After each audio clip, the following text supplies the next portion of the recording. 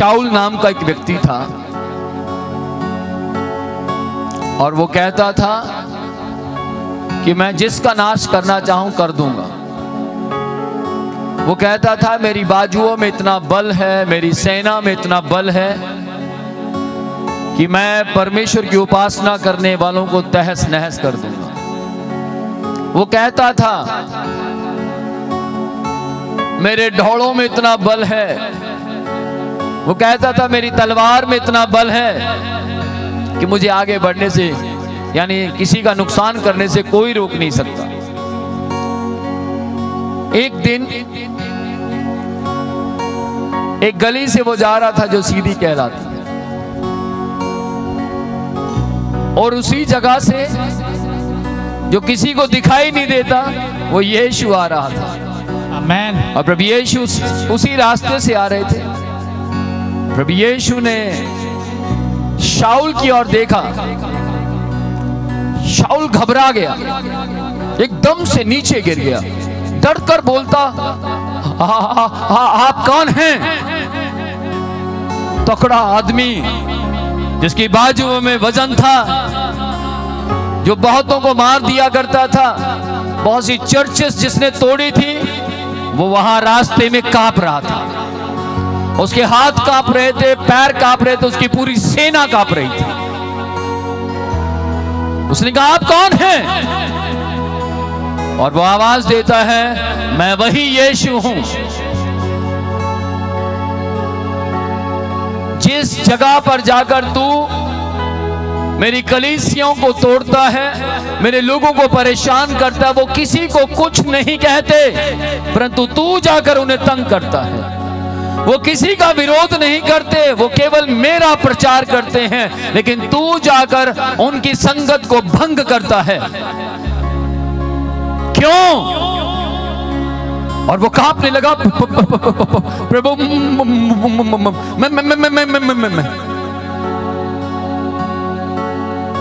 आज से तू ब्लाइंड रहेगा। बाइबल कहती है वो अंधा हो गया, उसकी रोशनी चली गई।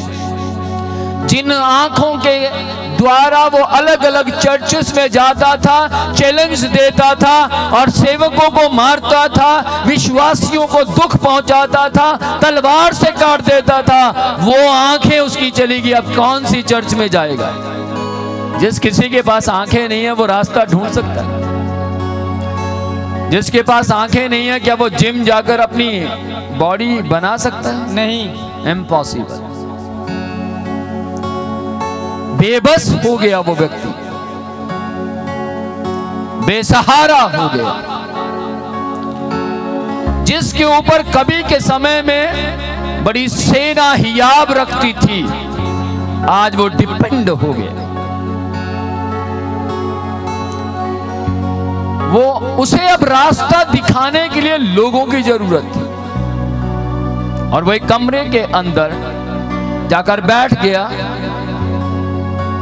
और विचार करने लगा कि मैंने बहुत अपराध किया है। बड़ी पुरानी कहावत है हमारे देश की, मरता क्या ना करता। जब आदमी फंस जाता है तो बड़े बड़े सूर में अपने सिर झुका देते हैं। हियाब रखने वाले लोग जो कहते हैं मेरे जैसा 30 मार्का कोई नहीं, सुपरस्टार कोई नहीं, सब तारे सब स्टार उतर जाते हैं। जिसकी और खुदा है उसका बैरी कोई नहीं, और जिसकी और खुदा नहीं उसका तो चींटी भी बैरी। मरी सी कीड़ी भी अगर उसके काट जाए तो उसके प्राण ले लेती है, लेकिन जिसकी और खुदा है उसकी आयु को बढ़ने से कोई रोक नहीं सकता।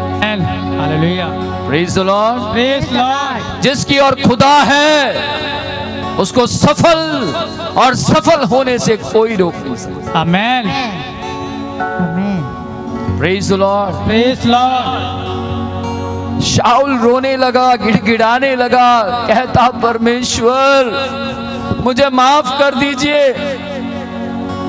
मुझे नहीं मालूम था आपके लोगों को मैं सता रहा हूं। परमेश्वर कहता तुझे मालूम था क्या तू मेरे नाम को नहीं जानता था? जानता था, पर यह नहीं मालूम था कि आप इतने पावरफुल हैं। रोया, बिलका, गिड़गिड़ाया, रोता रहा। मुझे क्षमा कर दे परमेश्वर, आज से वायदा करता हूं, मैंने बहुत से लोगों को दुखी किया, परेशान किया, पर वायदा करता हूं अब मैं तेरी चर्चेस को प्लांट करूंगा। आमेन। अब मैं तेरे नाम का प्रचार किया करूंगा। आमेन। और जैसी ये बात बोली, परमेश्वर ने जाकर हनन्याह नाम के व्यक्ति से बात की।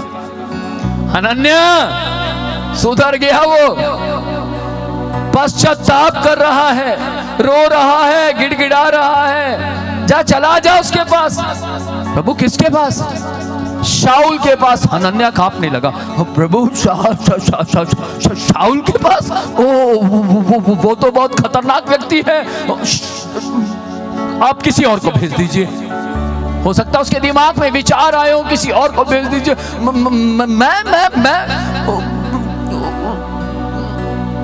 दिमाग काम करना बंद हो गया।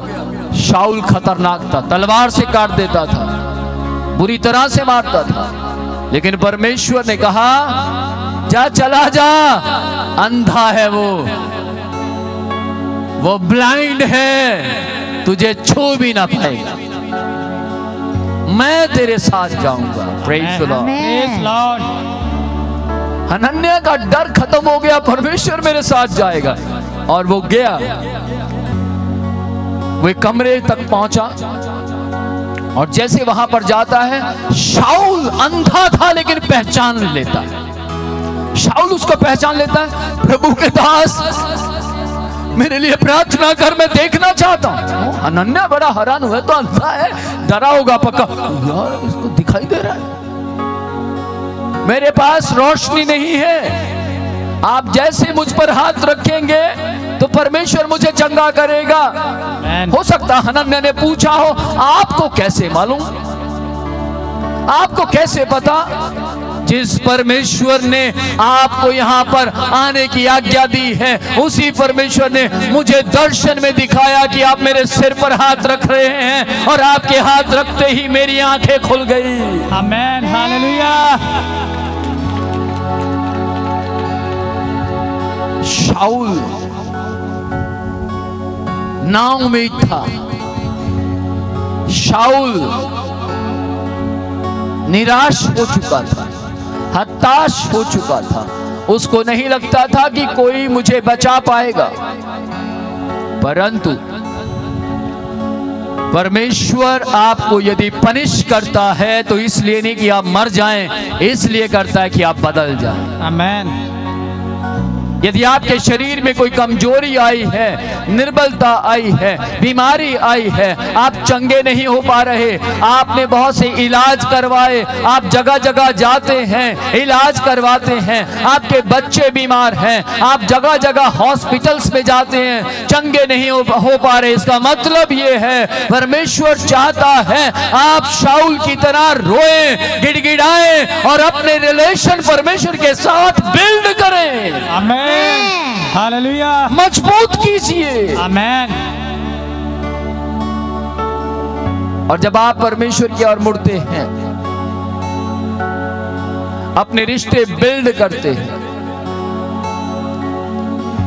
अपने रिश्ते मजबूत करते हैं, तो आप अपने आप को चंगा होते हुए देखते हैं। आमेन। तो आप अपने आप में एक न्यू एनर्जी को आती हुए देखते हैं। आमेन। एक नई रोशनी आपकी बॉडी में एंटर करती है। आमेन। एक नया प्रकाश आपको अंधेरे से निकालकर रोशनी की ओर लेकर आ रहा होता। Amen. Praise the Lord. Praise Lord. किसी व्यक्ति ने कहा कि क्या है परमेश्वर?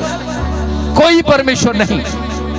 और पवित्र शास्त्र और परमेश्वर का वचन कहता है, मूर्ख ने कहा परमेश्वर है ही नहीं। जितने लोग परमेश्वर को नहीं मानते, वे परमेश्वर की दृष्टि में मूर्ख है।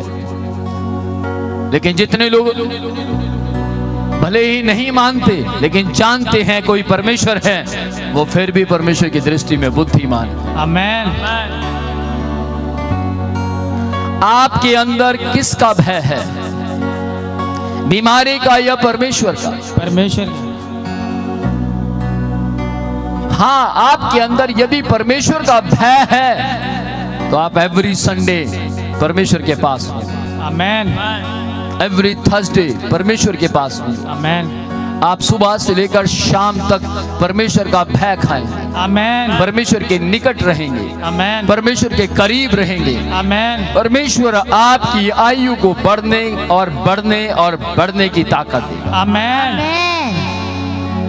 Praise the Lord. Praise the Lord. नीति वचन 23 अध्याय उसकी 7वीं आयत में परमेश्वर का वचन कहता है, क्योंकि जैसे वह अपने मन में विचार करता है वैसा वह आप है। वह तुझसे बोलता है खा भी, परंतु उसका मन तुझसे खुश नहीं है। आज हजारों ही लोग आकर आपकी तारीफ करते हैं, आपसे कहते हो आप बहुत अच्छे व्यक्ति हैं, आपको आकर कहते हो आपकी जैसा कोई व्यक्ति नहीं, और आप खुश हो जाते हो। और जैसे ही आप उसकी आंखों से ओझल होते हैं और वो व्यक्ति कहता है मैं तो कहता हूं जल्दी मर जाए। आपकी पीठ के पीछे वो आपको पसंद नहीं करते, आपके मुंह पर कहते हैं आप बहुत अच्छे हैं, आपके जैसा व्यक्ति कोई नहीं। लेकिन पवित्र शास्त्र परमेश्वर का वचन कहता है क्योंकि जैसा वह अपने मन में विचार करता है वैसा वह आप है। वो कहता तो है मैं आपसे बहुत खुश हूं, नहीं नहीं नहीं, आपके विरोध में नहीं, ना ना ना ना, मैं आपसे बहुत प्यार करता हूं, लेकिन सही मायने में वो आपसे खुश नहीं है। याद रखिए, आपका सच्चा मित्र वो हुआ जो आपकी पीठ के पीछे भी आपकी तारीफ करे। आपका सच्चा मित्र वो हुआ जो आपके बारे में बुराई ना सोचे और करने वालों को भी रोक दे। पवित्र शास्त्र परमेश्वर का वचन कहता है, हे परमेश्वर तेरे तंबू में कौन वास करेगा? ये भी एक तंबू है। हे परमेश्वर तेरे पवित्र पर्वत पर कौन रहेगा? वही जो हृदय से सच बोलता, धार्मिकता के काम करता, अपने पड़ोसी की बुराई ना करता और ना सुनता है। वो तेरे पवित्र मंदिर में वास करेगा, वो तेरे तंबू में वास करेगा, वो तेरे निकट रहेगा, उसकी प्रार्थनाएं स्वर्ग तक जाएंगी। आमेन। उसकी प्रार्थनाओं के रिजल्ट जब आएंगे तो शैतान लड़ेगा, युद्ध करेगा, शैतान फाइट करेगा, लेकिन शैतान के साथ लड़ने वाला जिब्राइल स्वर्गदूत होगा और जिब्राइल युद्ध करेगा, लड़ेगा और लड़ने के बाद जीतेगा और आपकी प्रार्थनाओं को जवाब वापस धरती पर लेकर आएगा। और जैसे ही लेकर आएगा आपके पास आएगा, क्यों? क्योंकि आप धर्मी हैं, क्यों? क्योंकि आप हृदय से सच बोलते हैं, क्यों? क्योंकि आप तंबू में वास करने के लायक हैं, क्यों? क्योंकि आप स्वर्ग राज्य में वारिस करने के लायक हैं। Hallelujah, hallelujah. तो एंजल जिसका नाम जिब्राइल है और वो आकर कहेगा स्वामी क्षमा कर दीजिए, मुझे माफ कर दीजिए। आपके प्रार्थनाओं के जवाब लाने में देरी हुई, मैं लेट हो गया, क्योंकि शैतान नहीं चाहता था आपकी प्रार्थनाएं जो सुनी गई हैं उनका रिप्लाई वापस धरती पर आए, इसलिए मैं शैतान से युद्ध कर रहा था। ध्यान से सुनिएगा, आप वो व्यक्ति हैं जो शैतान से जीत सकते हैं। आप वो व्यक्ति हैं जिनके प्रति परमेश्वर जिब्राइल स्वर्गदूत को खड़ा कर सकता है। आमेन। लेकिन वो व्यक्ति वो है जो बीमारियों से नहीं, परमेश्वर से भय खाता। आमेन। आप किसका भय खाते हैं? आज हजारों ही लोग किसी एक शक्ल का भय खाते हैं, हजारों ही लोग डरते हैं, लेकिन कोई सामने आ जाए तो डरते हैं। बड़े बड़े चोर कैमरे से डरते हैं, बड़े बड़े अपराध करने वाले लोग तब डरते हैं जैसी बीमारी उन पर आती। मैंने सैकड़ों ही लोग देखे, जैसे ही विपत्ति आती है और वो घुटने टेक देते हैं और कहते हैं परमेश्वर मुझे माफ कर दीजिए, आज के बाद मैं ऐसी गलती नहीं करूंगा। और जैसे वो चंगे होते हैं फिर से करते हैं।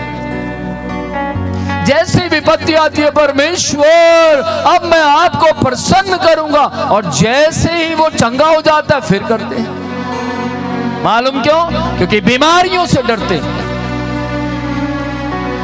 आज बहुत से लोग कहते हैं, मन में विचार करते हैं, मैं परमेश्वर के भवन में जाऊंगा और चंगा हो जाऊंगा। लगातार परमेश्वर के भवन में आते हैं, चंगे भी हो जाते हैं, लेकिन मन में एक विचार है कि मैं घर जाऊंगा फिर बीमार हो जाऊंगा।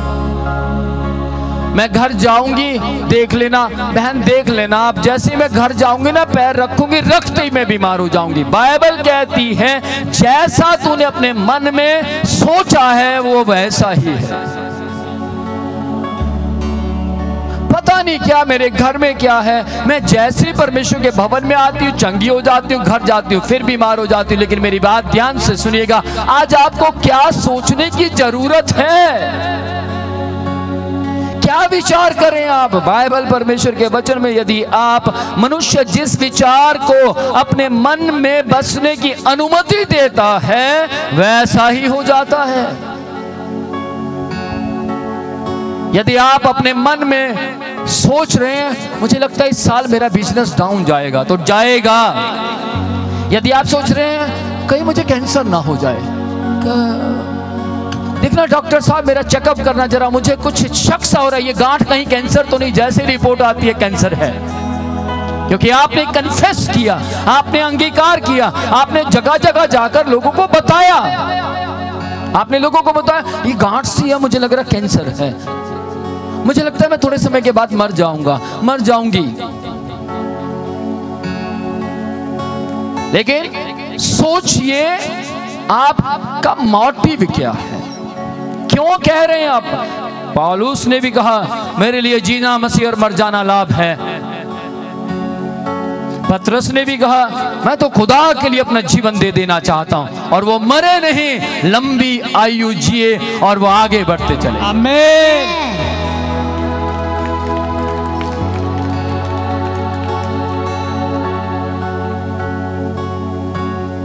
यदि कोई व्यक्ति घर से सोच कर आया आज मैं पंडाल में बैठूंगा, मुझे लगता है मुझे पसीना बहुत चढ़ेगा, गर्मी बहुत लगेगी। यदि आप में से कोई सोच कर आया कि मैं आज वहां जाऊंगा, जैसे पसीना आएगा कुछ हो जाए, मैं अपने परमेश्वर का शुक्र करूंगा और परमेश्वर से कहूंगा प्रभु धन्यवाद, मैं आपके लिए पसीना बहा रहा हूं। आमीन, हालेलुया। और वो व्यक्ति वैसा ही करेगा। आमीन। यदि आपने मन में ठान लिया है मुझे ऑटो मिले ना मिले, मुझे कोई साधन मिले ना मिले, लेकिन एक दिन मेरा परमेश्वर मेरे लिए साधन का इंतजाम करेगा, वो मेरा अपना साधन होगा, होगा। आमीन। Praise the Lord. Praise the Lord.